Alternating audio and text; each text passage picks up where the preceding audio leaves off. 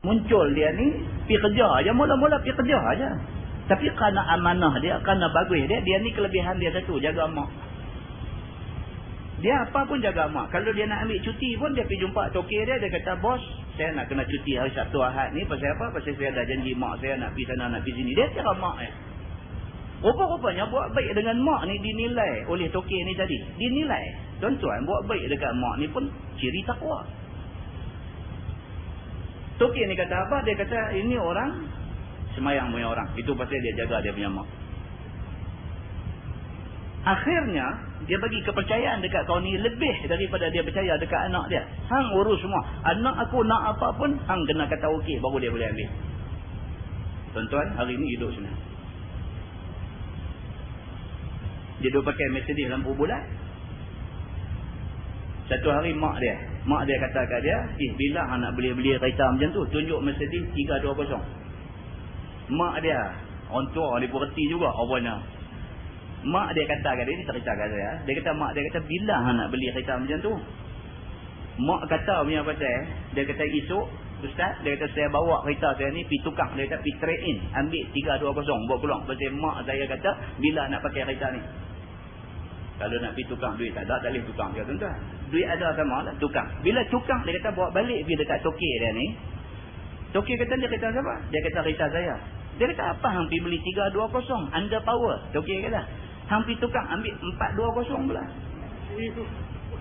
Dia kata ustaz, saya pergi tukang ambil 420, duit tu ambil balik kat saya, tokek bayar semua. Dia kata kereta pun dapat 420, duit pun dapat balik. Dia kata saya duk fikir balik benda ni ustaz, kok mana boleh jadi macam mimpi. Dia kata benda ni macam mana ustaz? Dia tanya saya kata kat dia, macam mana Allah yang bagi benda tu, bukan tokek Cina tu bagi. Tokek Cina tu nampak macam bagi, tapi hakikatnya Allah yang bagi dekat kamu. Allah bagi kerana kamu jaga mak kamu. Saya kata kat dia. Muslimin dan muslimat yang dirahmati Allah sekalian. Kita tak boleh kata Allah ustaz bawa contoh tu 1 dalam sejuta. Kita kata betul, walaupun 1 dalam sejuta, tapi kalau 1 tu kena kat kita lagu mana? Betul, benda tu bukan semua orang boleh jadi macam tu. 1 dalam sejuta, dalam 2 juta 2 orang ni dapat, tapi penduduk Malaysia berapa juta tu ada. Hak 2 ada lagi tutah ke hak kita. Tapi kesimpulan dia satu tuan-tuan, kesimpulan dia satu, buat kerja amanah, takwa kepada Allah. Hak nak bagi itu Allah. Muslimin dan muslimat yang dirahmati Allah sekalian. Inilah yang Tuhan sebut dalam Quran, wa yarzuqhu min haitsu la yahtasib. Dan Allah bagi rezeki kepada dia daripada sumber yang tidak disangka-sangka. Muslimin dan muslimat yang dirahmati Allah sekalian. Maka dalam hadis yang kita baca tadi, Nabi SAW kata siapa yang ditimpa apa, yang ditimpa susah, maka dia berusaha di samping dia minta kepada Allah Subhanahu Wa Taala. Allah pasti akan bagi dekat dia. Sama ada Allah bagi dekat dia segera, ataupun Allah bagi dekat dia lambat, ataupun Allah bagi dekat dia lambat laun. Pokok pangkalnya mengadu dekat Allah, Allah akan bagi. Cuma bila Allah nak bagi, itu Allah sahaja yang mengetahui. Muslimin dan muslimat yang dirahmati Allah sekalian. Maka menurut kehendak Tuhan dengan kurnianya dan dengan keadilannya. Oleh sebab itu hendaklah seseorang yang miskin, yang fakir itu, apabila berhajat hapuskan fakir miskin itu, maka hendaklah beradab dengan sesungguhnya kepada Allah Subhanahu Wa Taala dengan minta kepadanya. Itu dia. Apa pun minta pada Allah dan turut sebagaimana yang disuruh Allah serta berusaha menuntut yang dipinta kepadanya itu. Dan kata At-Tirmizi, ini hadis hasan lagi sahih lagi gharib. Masalah dunia yang memadai bagi seseorang atas izin syarak itu banyak mana? Yang kata dunia ni banyak mana yang dianggap cukup untuk kita? Sesungguhnya menghimpunkan dunia ni tiada seseorang pun daripada ahli dunia yang menghimpunnya, melainkan tidak cukup dengan sentiasa kepadanya. Itu dia habaq dulu. Kita duk baca dalam surah At-Takatsur, alhaakumut takatsur hatta zurtumul maqabir. Tuhan kata, Tuhan sumpah kebinasaan kepada orang yang takatsur, yang kerja nak bagi banyak, duit 1,000 nak bagi jadi 10,000, 10 nak bagi jadi 100, 100 nak bagi jadi 1,000,000. Orang hak jenis macam ni, celek mata fikir nak cari dunia, nak cari dunia, nak cari dunia. Orang macam ni Allah sumpah kebinasaan.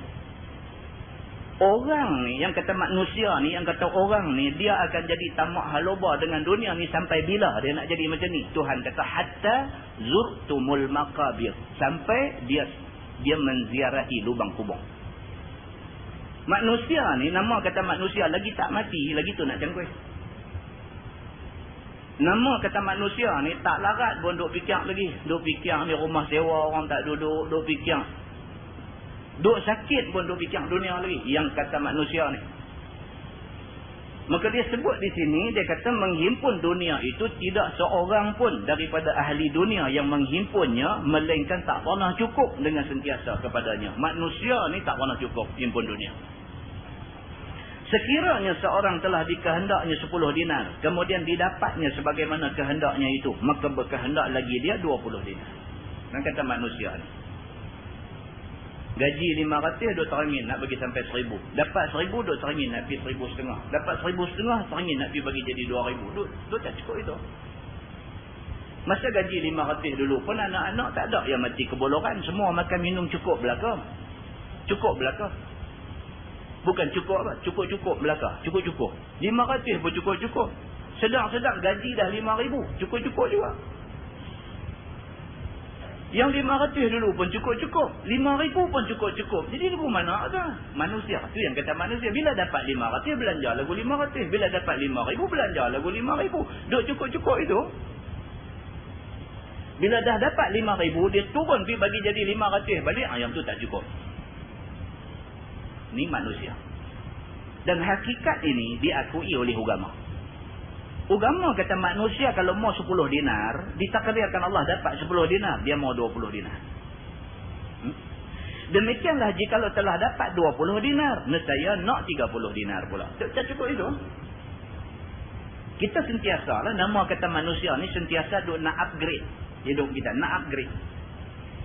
Daripada kerja kelang jadi operator, teringin nak jadi supervisor.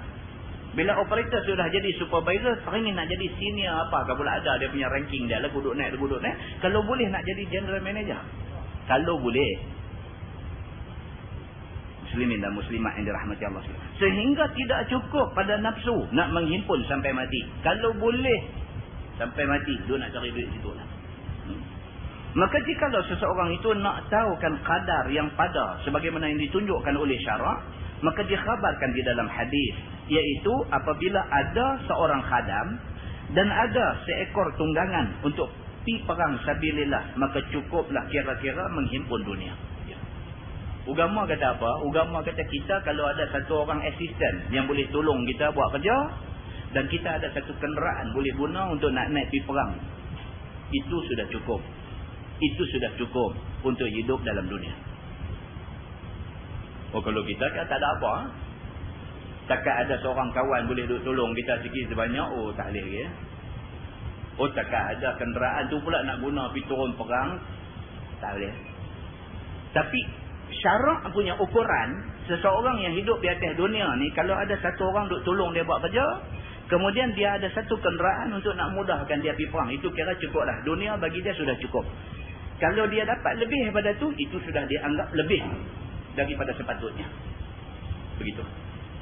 Maka hadis itu dikeluarkan oleh Imam At-Tirmizi. Kata dia an Abi Wa'il radhiyallahu anhu qala, jaa Muawiyah ila Abi Hashim bin Utbah wa huwa marid ya'udu faqala ya khali ma yubkik awaja yushiruk am hirsun 'ala dunya qala kullu la.